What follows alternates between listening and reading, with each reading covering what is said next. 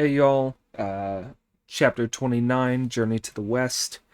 Sorry this is going up a little later than usual. I was busy today.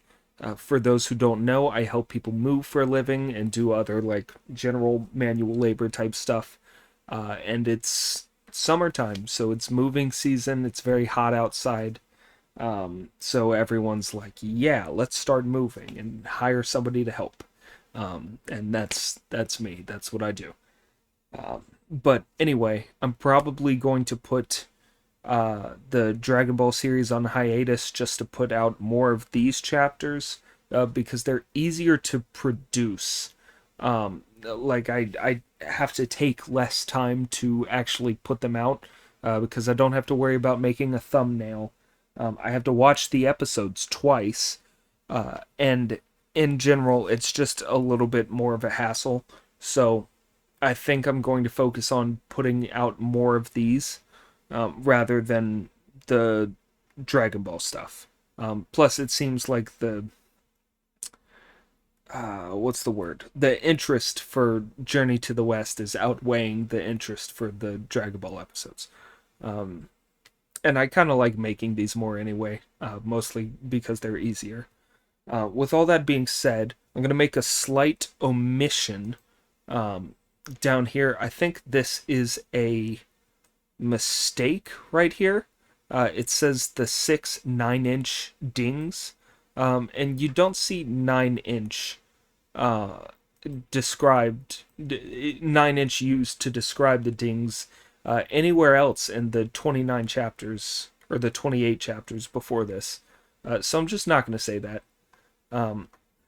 Every once in a while, we'll come across stuff like that, and I don't know if anyone's been noticing, but I have been omitting some stuff here and there just because I think the translation kind of suffered from not having an editor. I'm not sure.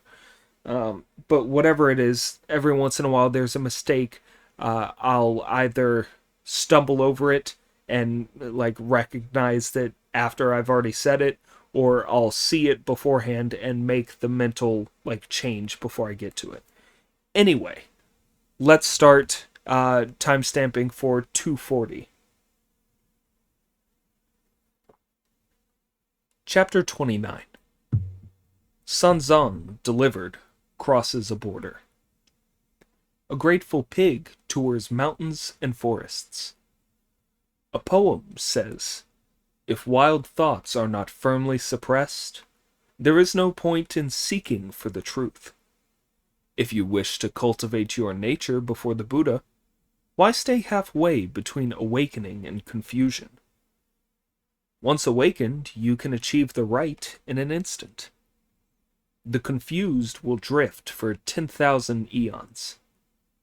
If you can invoke the Buddha and cultivate the truth, sins countless as the Ganges sands can be wiped out. Pig and Friar Sand had fought 30 inconclusive rounds with the monster. Do you know why they were inconclusive? As far as skill went, not even 20 monks, let alone 2, would have been a match for that evil eye spirit. Yet, because the Tang priest was not fated to die, he was being secretly protected by Dharma-guarding deities. There were also the 6 Dings, the 6 Jias, the revealers of the truth of the 5 regions, the 4 duty gods, and the 18 defenders of the faith helping Pig and Friar Sand in midair. We must leave the 3 of them locked in struggle and return to Sun Zong, sobbing his heart out in the cave and speculating about his disciples. I wonder if you have met a benefactor in a village somewhere, Pig, he thought, tears streaming down his face, and have been overcome by your greed for the offerings. Wherever are you looking for him, Friar Sand? Will you find him?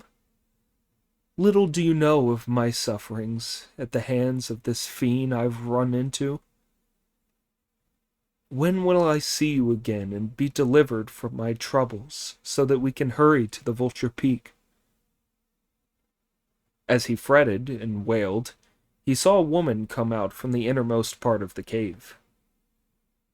"Venerable father," she said, leaning on the soul-fixing stake, "where have you come from? Why has he tied you here?" When Sanzang heard this, he sneaked a quick look at her through his tears and observed that she was about 30. "Don't ask me that, Bodhisattva," he said. "I was fated to die. I walked into your home. Eat me if you must, but don't ask me why." "I don't eat people," she replied. "My home is over 100 miles west of here in the city called Elephantia.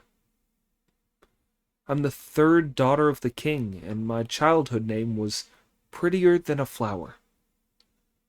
13 years ago, on the 15th night of the 8th month, that evil monster came and snatched me away in a whirlwind while we were out enjoying the full moon. I've been his wife all these 13 years and borne him sons and daughters, but I've never been able to send any message home. I miss my parents, and I can never see them. Where did you come from to be caught by him?" "I was sent to the western heaven to fetch the scriptures," replied Sanzang. "I never realized when I set out for a stroll that I would stumble into this. Now he's going to capture my 2 disciples and steam us all together, then eat us." "Don't worry, venerable sir," said the princess with a smile. "As you were going to fetch scriptures, I can save you. Elephantia lies on the main route to the west, and if you will take this letter to my parents for me, I'll make him spare your life." "If you save my wretched life, Bodhisattva," said Sanzang with a bow, "I promise to be your messenger." The princess hurried back inside, wrote a letter to her family, sealed it, released Sanzang from the stake, and handed him the letter. "Bodhisattva," he said, taking the letter now that he was free, "I'm very grateful to you for saving my life. When I reach your country, I shall give this to the king. My only worry is that after all these years your parents may not believe that the letter is from you, and what would I do then? I couldn't have them thinking that I was trying to deceive them." "That's no problem. My father only has us 3 daughters and no sons. If they see this letter, they'll feel that they're seeing me." Tucking the letter securely into his sleeve, he took his leave of the princess, and was on the point of going out when she pulled him back and said, "You won't be able to get out through the front gate. All those big and little monsters are outside the gates, waving banners, shouting war cries, and beating drums and gongs to help the Monster King in his battle with your 2 disciples. You'd better go out the back way. If the Monster King catches you, he'll interrogate you under torture, and if the junior fiends grab you, they'll kill you without a qualm. I'll go to see him and talk him over. If he's prepared to let you go, your disciples can ask his permission for all 3 of you to go together." Sanzang kowtowed, and, as she had told him, left her, slipped out through the back door, and hid among the thorns rather than travel alone. The princess, who had thought out a clever plan, hurried out through the front gates and made her way through the hosts of demons, great and small, to hear the furious clash of arms. Pig and Friar Sand were still fighting with the monster in midair. "Lord Yellow Robe!" she shouted at the top of her voice, and as soon as he heard her, the Demon King left Pig and Friar Sand, landed on his cloud, and, grasping his steel sword, took his wife by the arm. "What is it, wife?" he asked. "I was lying in bed asleep just now, husband," she replied, "and I dreamt that I saw a god in golden armor." What sort of god in golden armor? He asked. Why did he come here? When I was a child in the palace, she said, I made a secret vow that if I married a good husband, I would climb holy mountains, visit immortals, and give alms to monks. I've now been happily married to you for 13 years without ever mentioning the vow before, and the god in golden armor came to make me fulfill it. His shouting made me wake up, and then I realized it was a dream. I tidied myself up and came straight to tell you about it. To my surprise, I found a monk tied to the stake. I beg you, Lord and Master, to respect my vow and spare that monk in your mercy. This will count as feeding monks and will fulfill my vow. Will you do this? What a fusser you are, wife, he replied. Nothing to it. If I want to eat people, I can easily catch a few more. If that's how things stand, let the monk go. Please, may he be released through the back door, husband? What a thing to bother me with. Let him go. I don't care whether it's by the front or the back way. The monster then grabbed his sword once more and shouted, Come here, pig. I'm not afraid of you, but I'm not fighting you any longer. For my wife's sake, I've spared your master, so hurry round and find him at the back door and carry on west. If you set foot in my territory again, I won't let you off a second time. This news made Pig and Friar Sand feel as if they had been let out through the gates of hell. They scurried away with the horse and the baggage, and going round to the other end of the Moonwater's cave, they called, Master! Outside the back entrance. Sanzang recognized their voices and called back from among the thorn bushes. Friar Sand made his way through the undergrowth, helped his master out, and hurriedly helped him mount the horse.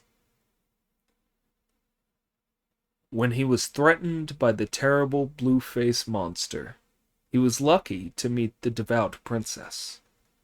Escaping from the golden hook, the turtle swam off through the waves with a flick of his tail. With Pig leading and Friar Sand bringing up the rear, they left the pine forest and traveled along the main track. The two disciples grumbled and complained, while Sun Zong tried to conciliate them. Every evening they would find lodgings, and they would be up again at cock-crow. They covered stage after stage of their journey, sometimes longer and sometimes shorter, and before they realized it, they had done 99 miles. Suddenly they looked up, and there was a fine city in front of them. This was Elephantia, and it was a splendid place. Distant clouds, a long road.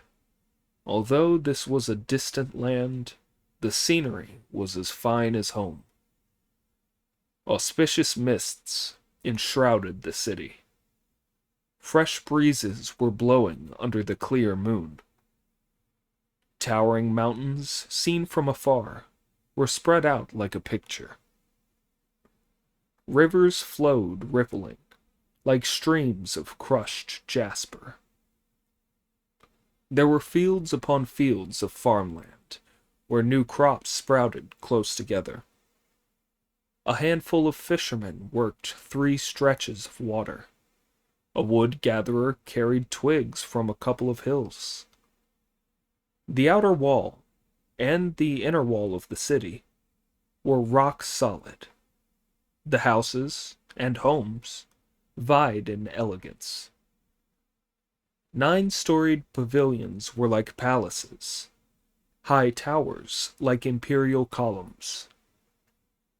There was a hall of the great ultimate, a flowery, canopied hall, a hall of incense, a hall of literary perusal, a hall of government proclaimed, a hall of splendor extended, all with steps of jade and gold, where civil and military officials stood in their ranks. There was also a Great Brightness Palace, a palace of shining radiance, a palace of eternal joy, a palace of illustrious purity, a palace of established enlightenment, a palace of inexhaustible glory. In every palace were gongs, drums, pipes, and flutes, lamenting the sorrows of spring and the harem's woes. Then there were imperial parks, where dew bathed the flowers' tender petals, and royal canals, where willows bent their slender waists in the wind. On the highways were belted gentlemen in official hats, attired in all their splendor as they rode in 5-horsed chariots. In remote corners were archers with bows and arrows, whose shots split the clouds apart and skewered pairs of hawks. What with the willow-lined streets and the houses full of music, this spring scene rivaled the Luoyang Bridge. The pilgrim who was seeking the sutras was torn with nostalgia for the great Tang. The disciples, accompanying their master, in a rest house found happiness in their dream. Gazing at the view of Elephantia, the master and his 2 disciples dealt with the luggage and the horse and settled down in a rest house. The Tang priest went on foot to the palace gates, where he said to the high custodian of the gate, "I beg you to report that there is a monk from the Tang court who has come for a personal audience with His Majesty, and has a letter of credentials." A eunuch messenger hurried to the white jade steps and announced, "Your Majesty, a distinguished priest from the Tang court has come for an audience, and he has a letter of credentials to deliver."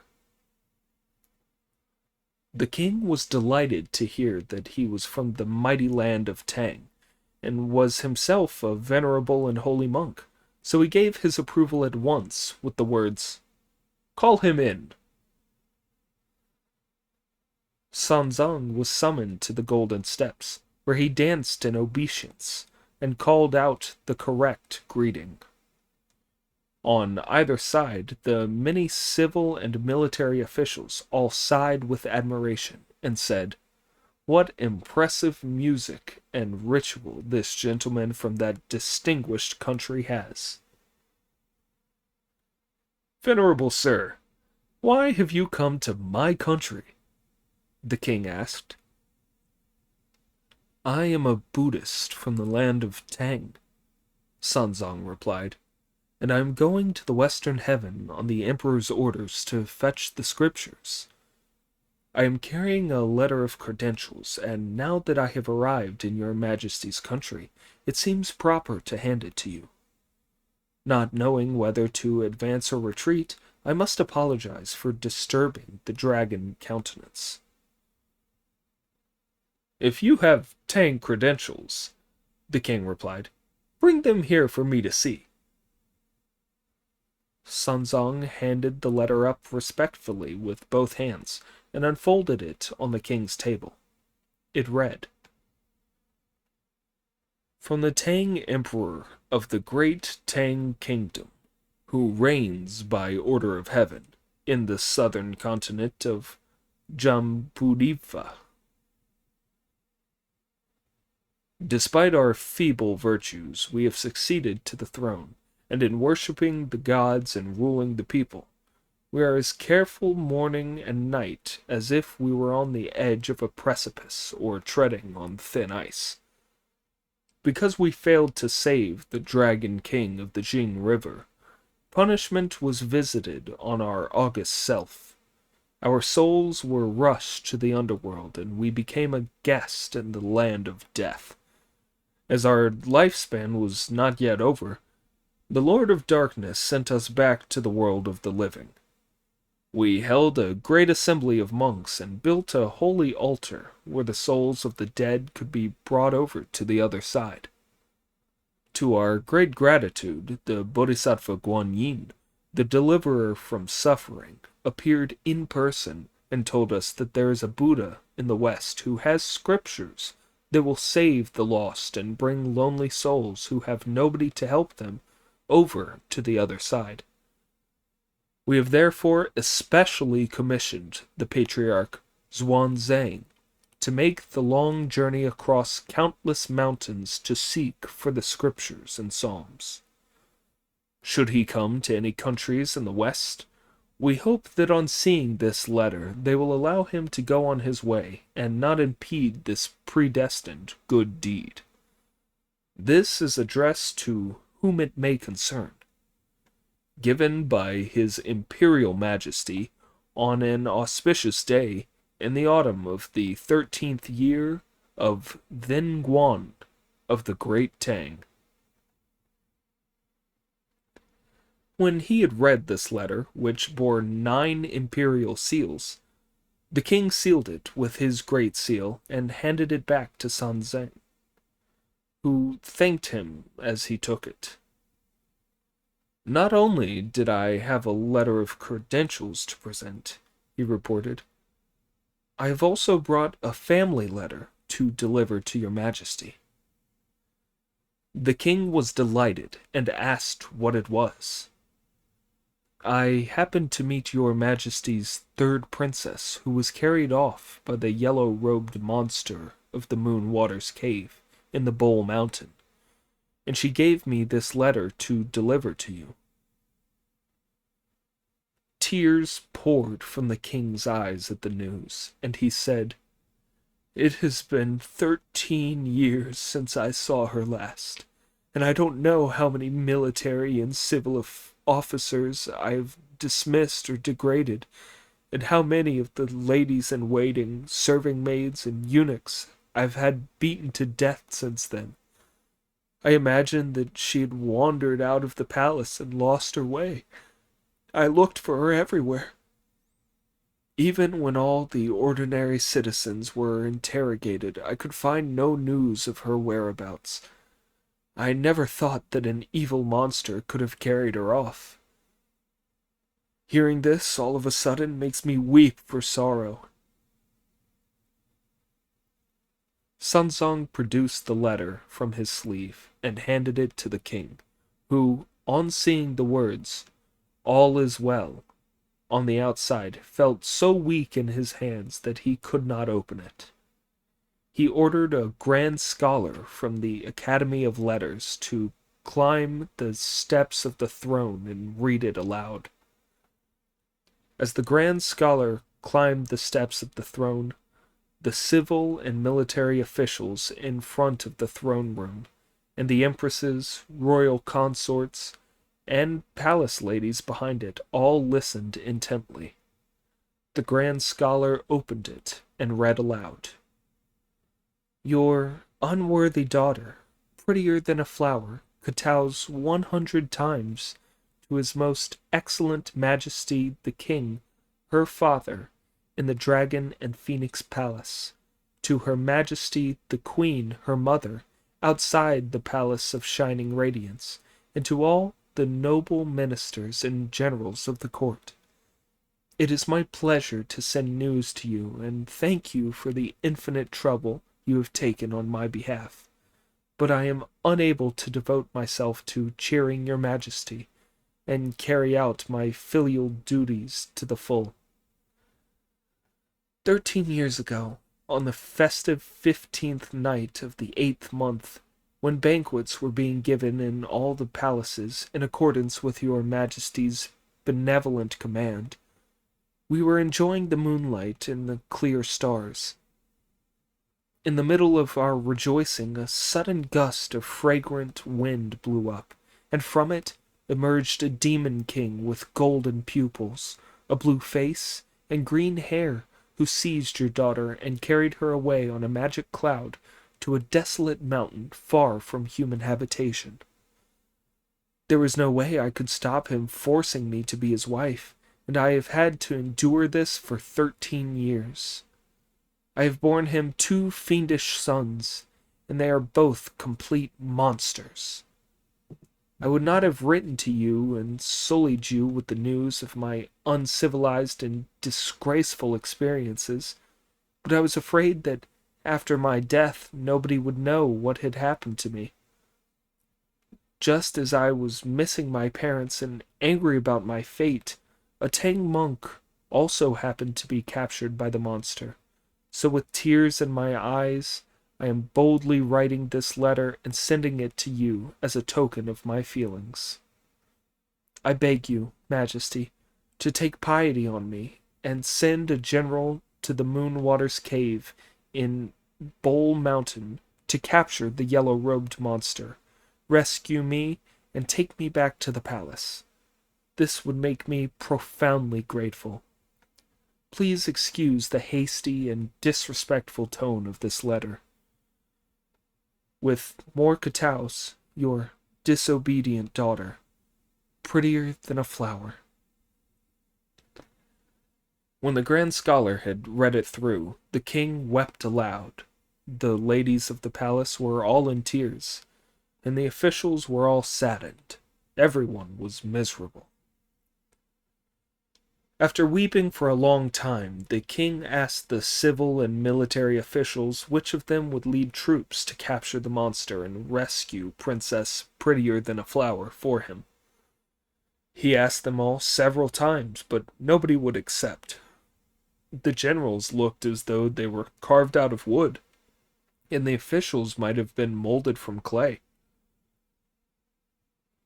The king was highly agitated, and floods of tears were pouring down his face, when the civil and military officials all prostrated themselves before him and said, "Don't be so disturbed, your majesty. The princess has been lost for 13 years now without anything being heard of her, so we cannot yet know whether she really met this Tang priest and sent a letter by him. Besides, we are all mere mortals, and the military manuals and books of strategy we have studied only cover the deployment of soldiers in battle, making encampments, and what else is necessary to protect the country from the disaster of invasion. That evil spirit travels by cloud and mist, and we would never even be able to catch sight of him, let alone capture him and rescue the princess. Now that Easterner who is going to fetch scriptures is a holy priest from a great country. This monk must have demon-subduing powers, as his high qualities overawe the dragons and tigers, and his great virtues give him power over devils and gods. As the old saying goes, the man who comes to argue about rights and wrongs is usually the wrongdoer himself. Far and away the best plan would be to ask this venerable gentleman to subdue the fiend and rescue the princess. If you have any supernatural skills, venerable sir, the king said, turning at once to Sanzang, then use your Dharma powers to capture this evil monster and bring my daughter back to the palace. If you do that, there will be no need to travel to the west and visit the Buddha. You can let your hair grow, and I will make you my brother. We shall sit together on the dragon throne and share my wealth and honor. What about it? My only humble skill, Sun Zhang hastened to reply, lies in invoking the Buddha's name, and I really cannot subdue fiends. If you can't subdue fiends, the king retorted, how can you have the courage to go visit the Buddha in the Western Heaven? Sunzong now told him about the 2 disciples, as he could not keep them a secret any longer. Your Majesty, he said, I could scarcely have come this far by myself. I have 2 disciples, both skilled at finding ways across mountains and at bridging rivers, who have escorted me here. You have behaved disgracefully, monk, said the king angrily. As you have disciples, you should have brought them with you to see me. Even if we could have offered them no presents, they would have liked. They would at least have been given a meal. My disciples are so hideous, Sunzong replied, that I dared not bring them to court for fear of offending your majesty's dignity. What a monkish thing to say, observed the king with a smile. You don't really think that I would be afraid of them, do you? Oh no, said Sunzong. Their surname of the older one is Pig. His personal names are Wu Neng, awakened to power, and Baji, 8 prohibitions. He has a long snout, vicious fangs, bristles of steel, and ears as big as fans. He is so heftily built that he makes a breeze as he walks. The surname of the second disciple is Sand, and his Buddhist name is Monk Awakened to Purity. He is 12 feet tall, and his arms are 4 feet thick. His face is the color of indigo, and his mouth is like a bowl of blood. His eyes burn and flash, and his teeth are like rows of nails. It was because they look so terrible that I did not dare bring them with me. Even after you have told me about them, said the king, I know that I have nothing to fear. Have them summoned here. With that, a messenger with the golden tablet was sent to the rest house to invite them to the palace. On receiving the invitation, the idiot said to Friar Sand, Brother, do you still think he shouldn't have delivered the letter? Now you can see the advantages of delivering it. I reckon that when the master delivered it, the king must have thought the person who brought such a message could not be treated rudely, and so laid on a banquet for him. As our master has such a weak appetite, he must have remembered us and mentioned our names. This is why the messenger was sent here. After a meal, we'll be able to make a good start tomorrow. This must have been in our destiny, said Friar Sand. Let's go. Entrusting their baggage and the horse to the manager of the hostel, they accompanied the messenger to court. They kept their weapons with them. When they reached the white jade steps, they stood below them and chanted a "na-ah-ah" of respect, then stood there without moving. Every one of the civil and military officials was horrified. Apart from being hideous, they said to each other, they are far too coarse and vulgar. Why are they standing bolt upright after a mere "na-ah-ah" instead of prostrating themselves before his majesty? Shocking, quite shocking. Overhearing this, Pig said, Please don't make rude comments on us, gentlemen. This is the way we look, and although we seem ugly at first sight, after a while we become quite bearable. The king, who had been quite frightened at the sight of their brutishness, trembled so violently on hearing the idiot pig talking that he lost his balance and fell off his dragon throne. Fortunately, the gentlemen in waiting were on hand to help him up again. This threw Sunzong into such a panic that he fell to his knees and kowtowed without stopping, saying, Your Majesty, I deserve to die 10,000 deaths. 10,000 deaths. I said that my disciples were too hideous for me to dare to bring them to court for fear of harming your dragon dignity, and now I have given your Majesty this fright. The king walked shakily over to him, raised him to his feet, and said, Thank goodness you warned me about them beforehand, venerable sir. Otherwise I would undoubtedly have died of shock at the sight of them. When the king had taken some time to calm himself down, He asked Pig and Friar Sand which of the two of them was better at subduing fiends. "I am," said the shameless idiot. "How do you do it, pray?" the king asked. "I am Marshal Tian Peng," Pig replied, "and I was exiled to this mortal world for offending against part of the heavenly code. Happily, I have now returned to the truth and become a monk. I am the best fiend subduer of all of us who have come here from the east." "If you are a heavenly general turned mortal," said the king, "you must be good at transformations." "I wouldn't say that much," Pig replied, "but I can do one or two." "Show me one," said the king. "Tell me what you want me to turn into," said Pig. "Turn into a giant, then," said the king.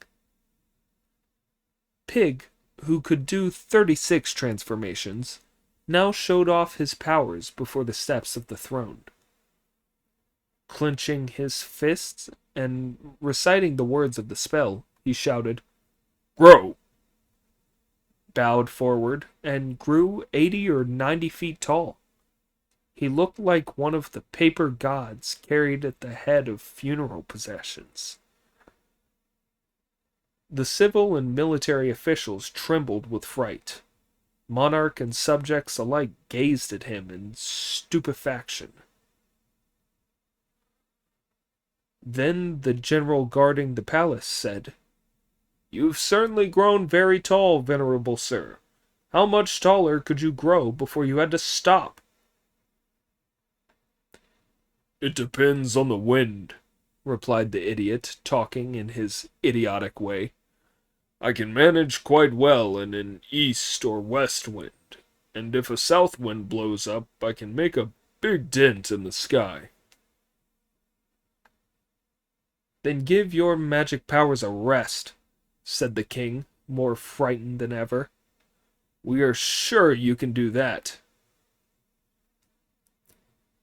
Pig contracted himself to his real size and stood in attendance at the foot of the steps once more. "What weapon will you use to fight the monster on this mission?" the king asked. Pig pulled his rake from his belt and said, "This rake." "But that would disgrace us," said the king with a smile. "Here we have steel whips, maces, claws on chains, warhammers, cutlasses, halberds, poleaxes, battle axes, swords, bills, spears, and battle scythes. Choose one that suits you. That rake doesn't count as a real weapon." "What your majesty doesn't realize," Pig replied, "is that although it's crude, I've carried it around with me since I was a child. I depended on it completely when I commanded 80,000 sailors and marines as Marshal of the Milky Way, the Heavenly River.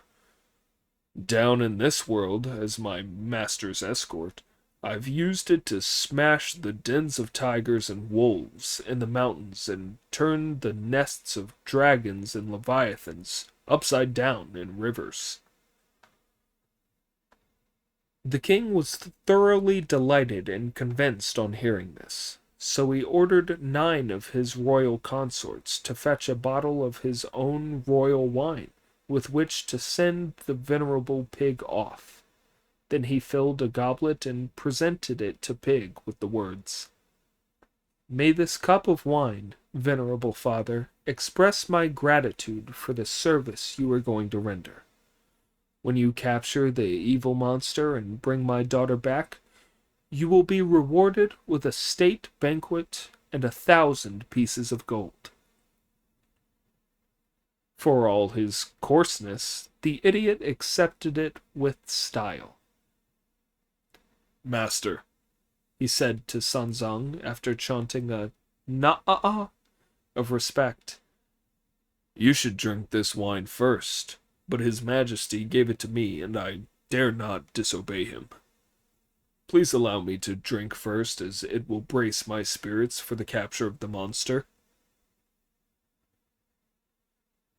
He drained the cup in one gulp, refilled it, and handed it to Sun Zung, who said, "As I cannot touch alcohol, you too must drink it for me." Friar Sand came over and took it.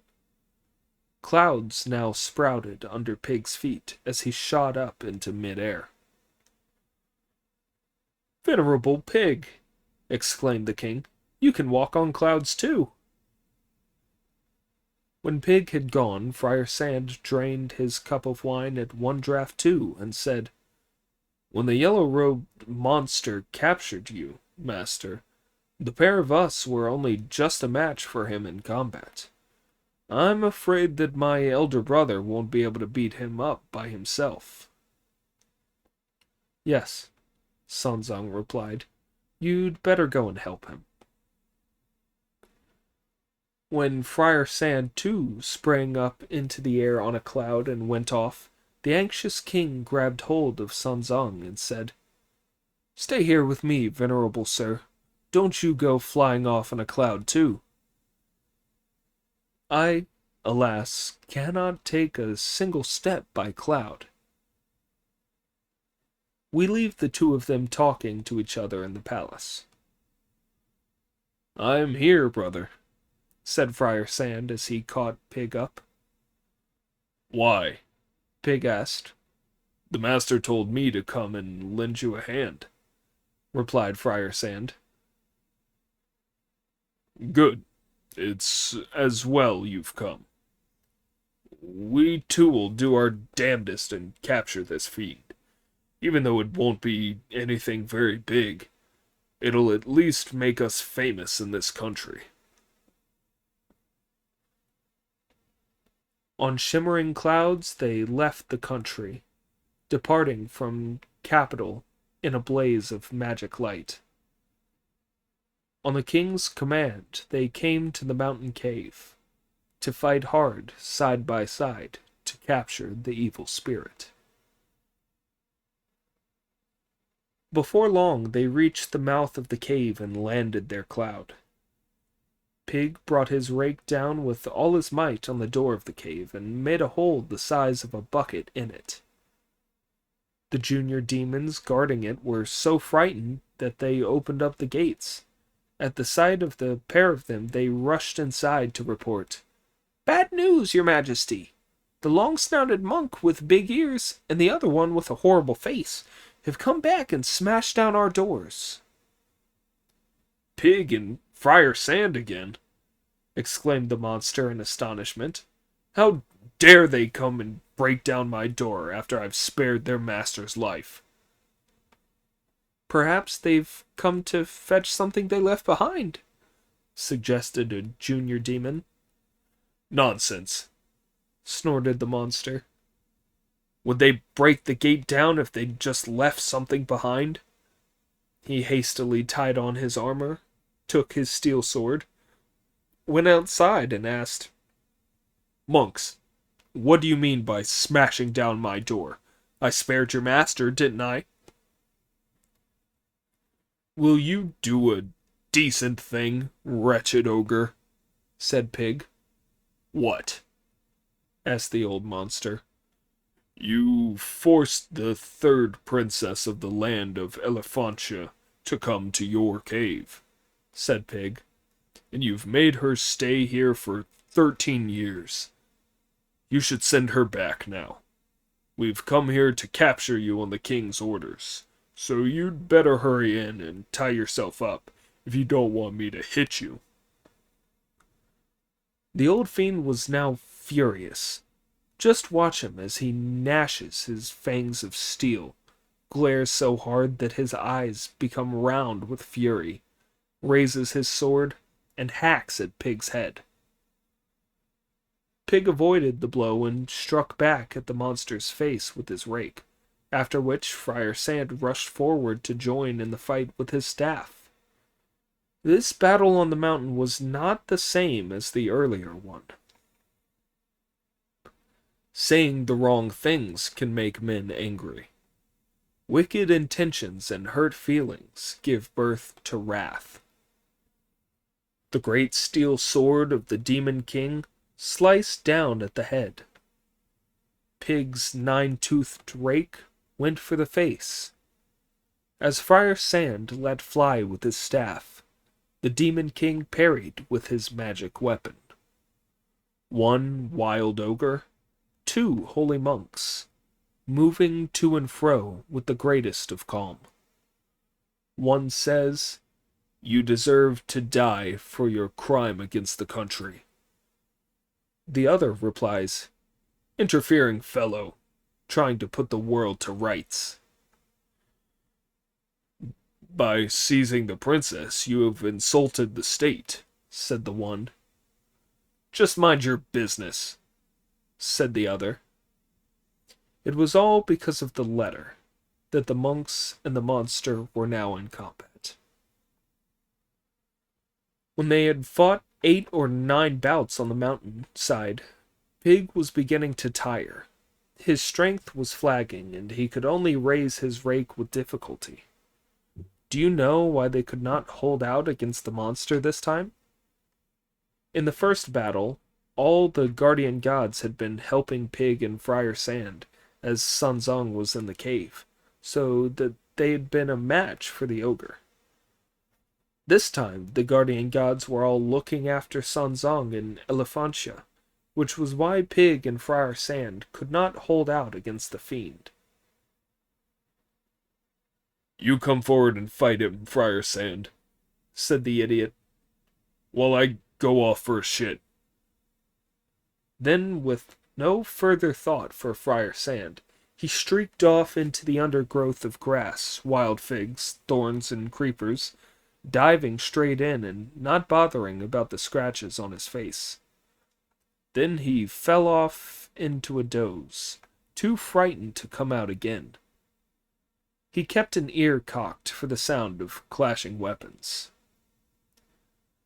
Seeing Pig flee, the monster charged at Friar Sand, who could do nothing to stop the ogre from seizing him and carrying him into the cave. The junior fiends tied him up hand and foot. If you don't know what became of him, listen to the explanation in the next chapter.